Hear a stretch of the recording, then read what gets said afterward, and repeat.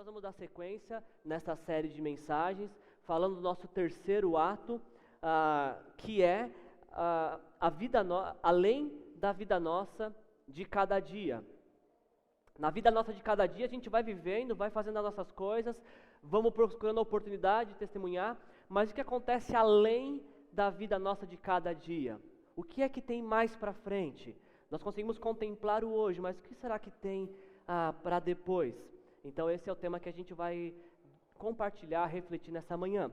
E para começar a refletir nesse tema, eu quero te fazer uma pergunta. Nessa cena, que hoje, nesta manhã, nós pudéssemos tirar uma foto sua. Tenta imaginar como seria se nós hoje tirássemos uma foto sua. Sorriam, passem perfume. Se nós tirássemos a sua foto, eu te pergunto, qual seria o melhor título para dar para o seu retrato? Que palavra melhor te retrata na manhã de hoje? Se nós pudéssemos tirar uma foto sua, bonito que nem você está hoje, e aí colocar um título que vai retratar você muito bem, qual seria o título desta foto? É muito provável que, se você está pensando em um título que tem um pouco a ver com a sua situação de vida atual, daquilo que você tem vivido e experimentado. Mas esse é um dos grandes enganos que nós cometemos na vida, que nós temos o costume, às vezes, de nos retratar e achar que a nossa vida se limita ao que estamos vivendo no dia de hoje. E eu quero, através dessa mensagem, nos levar a pensar que Deus tem muito mais para nós, além do dia de hoje. E para a gente pensar um pouquinho sobre o que acontece além da vida nossa, fica com essa imagem aqui, por favor. Fica na mente, guarde. Se você quiser escrever, escreve o título que você deu, para você ver qual título você vai dar depois que acaba a mensagem. Mas fiquem com esta imagem e essa pergunta: qual o título que você daria para você hoje através de uma foto? Eu quero compartilhar com vocês a vida de um homem, e eu quero junto com vocês observar como ele poderia ser retratado e como ele foi retratado e o que ele tem para nos ensinar. E o nome deste homem é Estevão, e a história dele se encontra em alguns capítulos do livro de Atos. Nós vamos ler Atos capítulo 6, versículos de 1 a 6, para poder observar o que acontece na vida, além da vida do nosso dia, o que aconteceu na vida de Estevão e como ele foi retratado pela Bíblia. Se você também quiser, eu vou projetar aqui o texto. E Atos capítulo 6, versículos de 1 a 6, nos diz o seguinte: Ora, naqueles dias, multiplicando-se o número dos discípulos, houve murmuração dos helenistas contra os hebreus, porque as viúvas deles estavam sendo esquecidas na distribuição diária. Então os 12 convocaram a comunidade dos discípulos e disseram: não é razoável que nós abandonemos a palavra de Deus para servir às mesas. Mas, irmãos, escolhei dentre vós 7 homens de boa reputação, cheios do Espírito e de sabedoria, aos quais encarregarão deste serviço.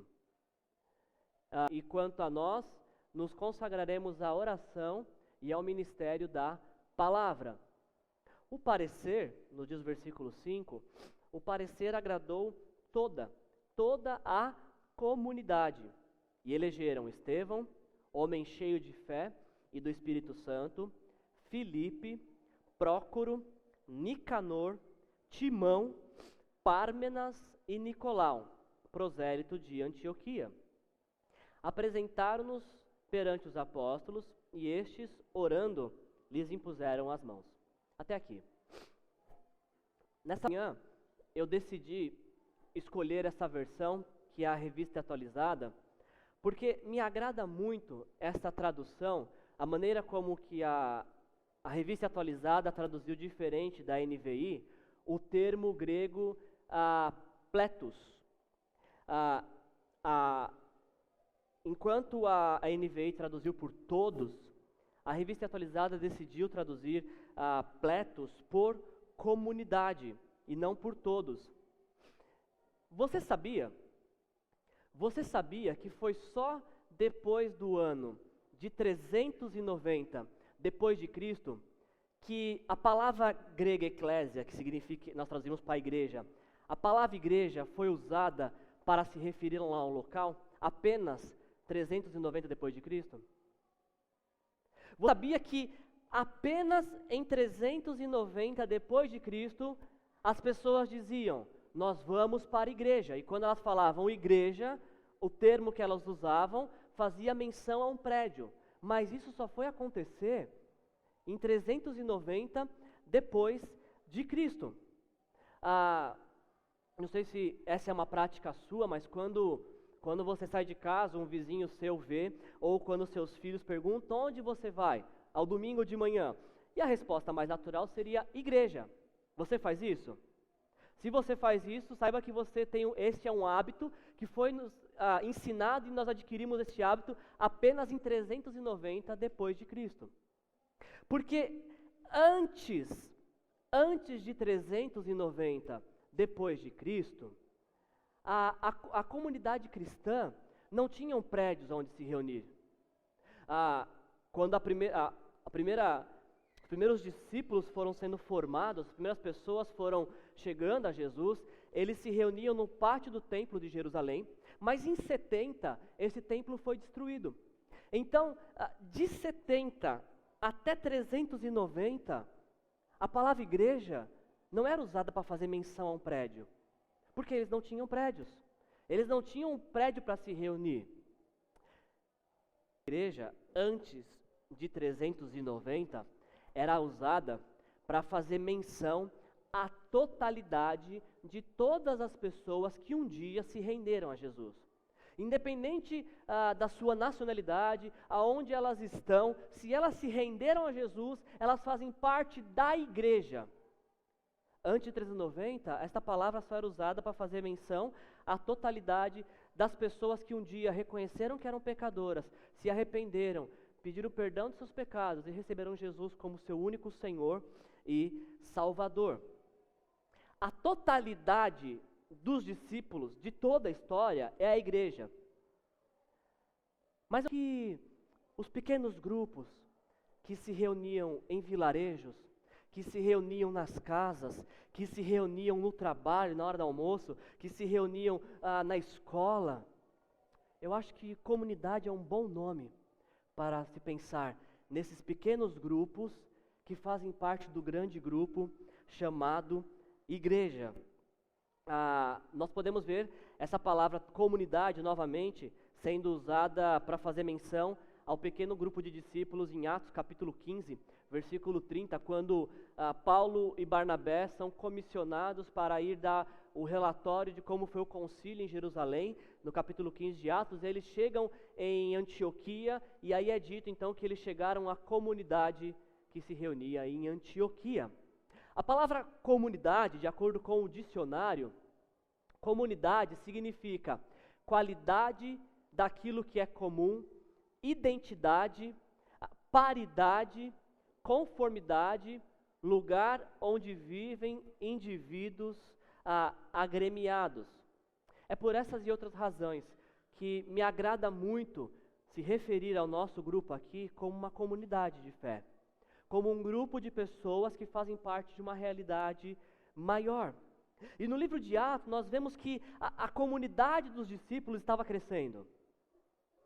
Dia após dia, nos diz Atos capítulo 2, que o Senhor ia acrescentando aqueles que iam sendo salvos. A comunidade estava crescendo.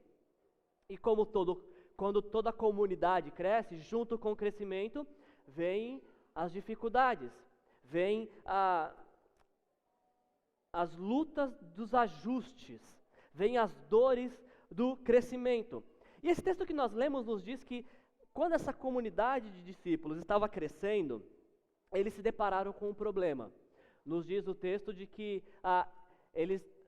as viúvas helenistas, elas não estavam recebendo atenção devida na distribuição do alimento diário. Então, diante dessa dificuldade, uma dificuldade administrativa, eles chegaram à seguinte conclusão: escolham entre vocês 7 homens. E qual que era o requisito destas pessoas para poder fazer a administração e a distribuição dos alimentos? O requisito: se você quisesse mandar um currículo, você tinha que ter esses pré-requisitos antes. Tenha boa reputação, cheios do Espírito e de sabedoria. E nós vamos encarregar essas pessoas que vocês detectaram que são cheios do Espírito, têm boa reputação e sabedoria. Nós vamos encarregar essas pessoas dessa responsabilidade. E aí nos diz o texto que este parecer agradou a toda a comunidade. Todo mundo falou: poxa, é isso aí, gostei. Nós temos uma dificuldade, precisamos resolvê-la. Como nós vamos resolvê-la? Nós vamos levantar 7 pessoas entre nós para resolver isso. Mas não pode ser qualquer pessoa, ela tem que ter um diferencial. Sim, ela precisa ser cheia do Espírito Santo, de sabedoria e ter uma boa reputação. E aí então, escolheram esses 7 homens daquela comunidade dos discípulos. Estevão, Filipe, Prócoro, Nicanor, Timão, Pármenas e Nicolau. Existia uma demanda, existia uma necessidade, existia algo que precisava ser consertado, e aí então escolheram estes homens para solucionar esse problema. Para quem visse de fora essa situação, para quem estava de fora da comunidade, olhava para isso, o problema macro ali era a distribuição. Era a falta de organização para dar atenção para todos.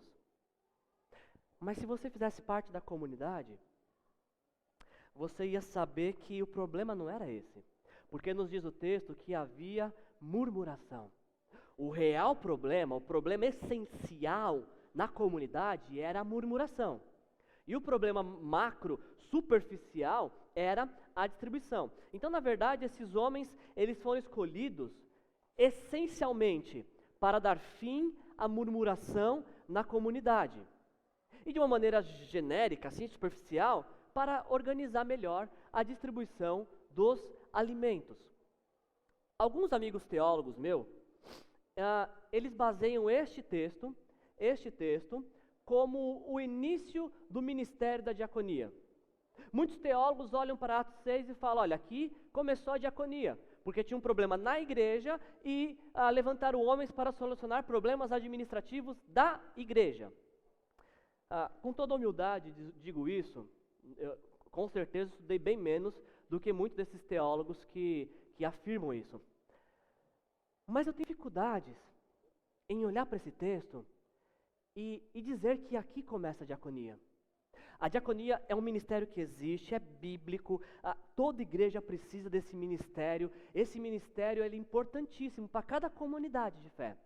Eu só não consigo basear um ensino, um fundamento bíblico de diaconia nesse texto, por 2 motivos. São as minhas dificuldades pessoais de olhar para esse texto e encontrar respaldo para a diaconia.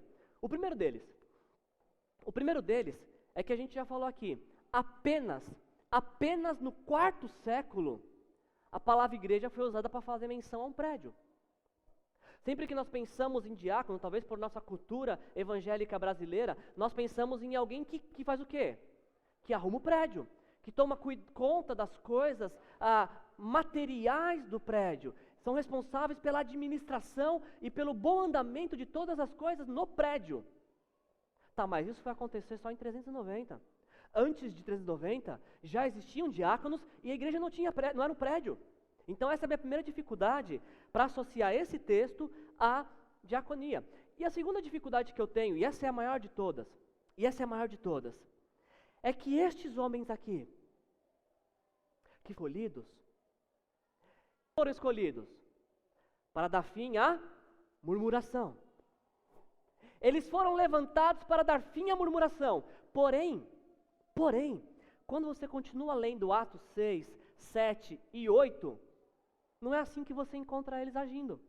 Não é desta forma que você encontra relatos destes homens. Eles foram levantados para organizar e distribuir cestas básicas. Mas você não vê Estevão, Filipe, Prócoro, Nicanor, Timão, Pármenas e Nicolau fazendo isso. A atuação deles é completamente diferente. Aliás, se nessa semana você estiver muito inspirado, você lê Atos capítulo 7 essa semana. E se você quiser ser ousado, não, hoje eu tô inspiradíssimo, mas você lê Atos 7 e 8 essa semana. 2 capítulos da Bíblia. E aí você vai perceber que a atuação destes homens não era dentro da comunidade.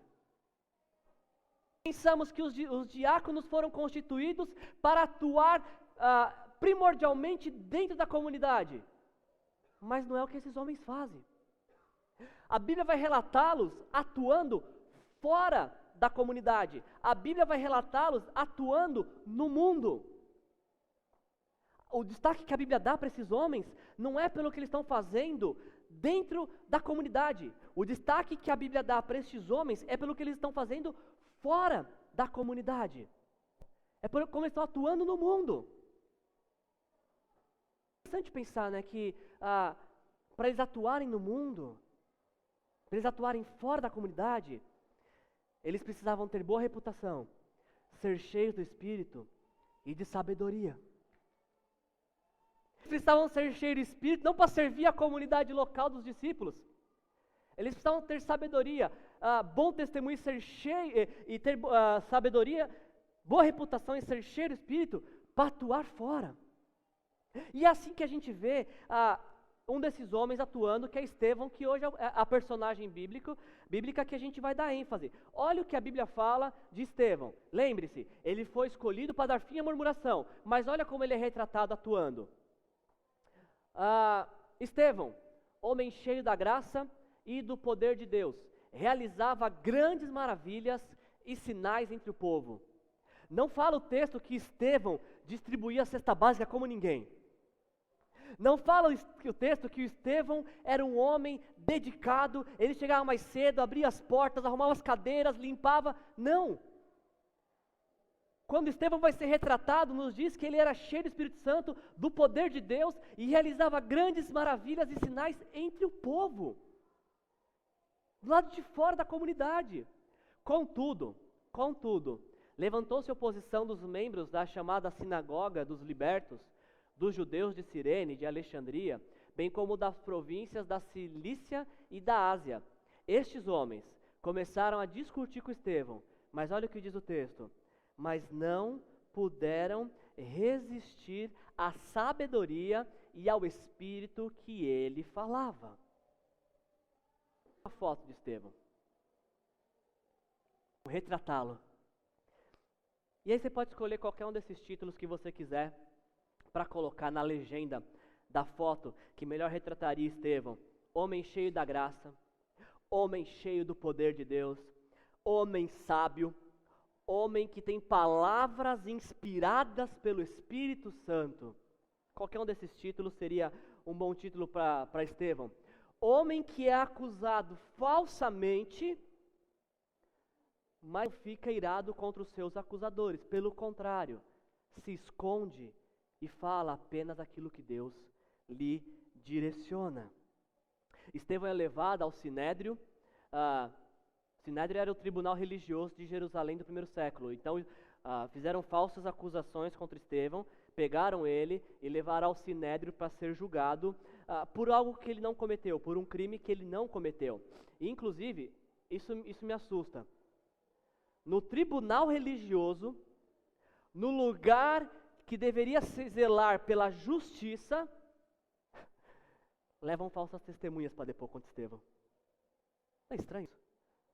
No lugar da justiça, no lugar que zela pela santidade, o pessoal traz falsas testemunhas para depor contra Estevão. Mas foi isso que fizeram. Pegaram Estevão, levantaram falsas testemunhas e fizeram falsas acusações contra ele. E se nessa semana você lê Atos capítulo 7, você vai perceber que Estevão faz uma apresentação exemplar da sua fé. É interessantíssimo ler Atos 7 e perceber como Estevão conhece aquilo que ele crê. Em uma época em que as pessoas não tinham Bíblia, em uma época em que a tradição era oral, Provavelmente Estevão conhecia de Bíblia mais pelo que ele ouvia do que pelo que ele lia, porque não era todos que tinham acesso à leitura da Bíblia por um todo, dos pergaminhos. E aí Estevão, então, em capítulo 7 de Atos, ele faz uma defesa muito bem fundamentada sobre aquilo que ele crê, mas isso não é suficiente, ele é condenado à morte, e morte por apedrejamento. Nos seus últimos dias de vida, os últimos minutos de vida, essas são as palavras de Estevão. As últimas palavras de Estevão. Estevão, homem cheio do Espírito Santo, levantou os olhos para o céu e viu a glória de Deus e Jesus de pé à direita de Deus e disse: vejo o céu aberto e o Filho do Homem de pé à direita de Deus. Eu gosto da história de Estevão. Sabe por quê? Porque a história de Estevão começa com Estevão cheio do Espírito Santo e depois, quando ele é julgado injustamente, ele continua cheio do Espírito Santo. Eu não sei se Estevão era continuamente cheio do Espírito Santo ou se ele sabia qual era o lugar certo para reabastecer. Eu não sei qual das duas situações. O que eu sei é que Estevão a todo momento era alguém cheio do Espírito Santo. A comunidade dos discípulos precisou escolher alguém cheio do Espírito Santo. Pessoal, a gente precisa escolher alguém cheio do Espírito Santo. Quem que a gente escolhe? Tem o Estevão. O Estevão é cheio do Espírito Santo. Tem também o Felipe. Essas pessoas tinham destaque na comunidade, e quando se pensava em alguém cheio do Espírito Santo, o nome dessas pessoas foi o que despontou. Não faz muito parte da nossa mensagem desta manhã, mas deixa eu te fazer uma pergunta. Se porventura hoje nós tivéssemos uma necessidade aqui na nossa comunidade, e nós decidíssemos escolher algumas pessoas para nos ajudar, e alguém diria, mas quais são os requisitos? Aí nós diríamos, bom, a pessoa tem que ter um bom testemunho, ter sabedoria e ser cheio do Espírito Santo. Pergunta que eu te faço, será que você seria uma das pessoas escolhidas? Seria escolhido? Fica um assunto para outro dia. Isso fica um assunto para uma outra mensagem. Nos últimos dias de vida, Estevão está cheio do Espírito Santo. Ele é cheio do Espírito Santo continuamente. Quando a comunidade precisa de alguém cheio do Espírito Santo, lembram de Estevão. Ele encerra seus últimos minutos de vida cheio do Espírito Santo, mesmo depois de ter sido acusado falsamente e ser apedrejado. E a vida de um homem cheio do Espírito Santo não poderia ser diferente. Nas suas últimas palavras, enquanto apedrejavam Estevão, este orava: Senhor Jesus, recebe o meu espírito. Então caiu de joelhos e bradou: Senhor, não consideres culpados deste pecado. E dizendo isso, adormeceu. Um homem cheio do Espírito Santo foi capaz de, nos últimos segundos que lhe restavam, ainda pedir que Deus perdoasse os seus agressores. Essa semana, enquanto eu preparava essa mensagem, eu queria falar, na verdade, do Paulo. E fazer a mesma pergunta. Se Paulo fosse retratado, qual o título que ele receberia? E aí, no começo seria acusador, perseguidor da igreja, mas depois apóstolo e servo do Senhor. Mas Deus acabou me direcionando para refletir com vocês nessa manhã sobre Estevão. Eu gosto muito dessa ideia, porque Filipe também é a mesma questão. Filipe também foi chamado para dar fim à murmuração, mas em Atos capítulo 8 você vê Filipe evangelizando, e este é o título que a Bíblia dá para Filipe. Em Atos 26, em Atos 21, diz que, versículo 8, diz que ficaram na casa de Filipe o evangelista. Não era o diácono ou o administrador da distribuição do alimento, era o evangelista. A morte de Estevão, ela possibilitou o avanço de missões. Quando a gente for retratar Estevão, a gente vai lembrar de um homem que, por conta da sua morte, a igreja avançou. Diz o texto que os que tinham sido dispersos por causa da perseguição desencadeada com a morte de Estevão, chegaram a Fenícia, Chipre e Antioquia, anunciando a mensagem, contando-lhes as boas novas a respeito do Senhor Jesus. até a pior tragédia, Deus pode usar na sua história e na missão. Assim foi com Estevão. A igreja estava em Jerusalém e através da morte de Estevão a igreja avançou, foi para a Judéia, Samaria e chegou até nós. E depois eu falei tudo isso para você. Depois que eu falei toda essa apresentação sobre Estevão, é só para poder voltar na primeira pergunta. Se hoje nós fôssemos tirar uma foto sua e colocar um título que melhor lhe retratasse, qual seria o título que melhor lhe retrataria? Antes de decidir, presta atenção nesse vídeo aqui.